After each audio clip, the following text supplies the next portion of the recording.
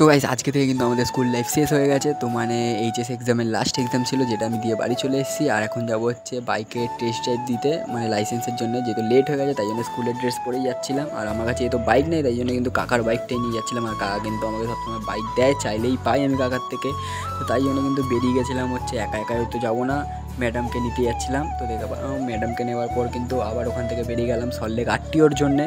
তো ওখানে কিন্তু সবার আগে পৌঁছে আমাদেরকে নিতে হবে হচ্ছে, গেটের মুখে এল বিক্রি হয় 30 টাকা করে। তো ওই এলটা ফার্স্টে নিয়ে নিলাম।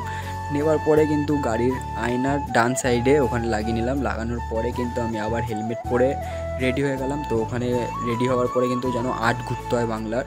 ফার্স্টে হাত দেখিয়ে, তারপর স্লো ডাউন দেখিয়ে, তারপরে কিন্তু স্টপ করে দাঁড়াতে হবে। আর আমি কিন্তু পাস হয়ে গেছিলাম গাইস, ওই যে দেখে না লুকিয়ে লুকিয়ে ভিডিও করতে হচ্ছে। পাস হয়ে যাওয়ার পর 7 দিন পর কিন্তু বাই পোস্টে পাবো লাইসেন্স। তো আবার কিন্তু ওই এলটাকে জমা দিলাম, দুটো লজেন দিল। তো দুজন মিলে দুটো লজেন খেতে খেতে বাড়ি যাচ্ছিলাম গাইস।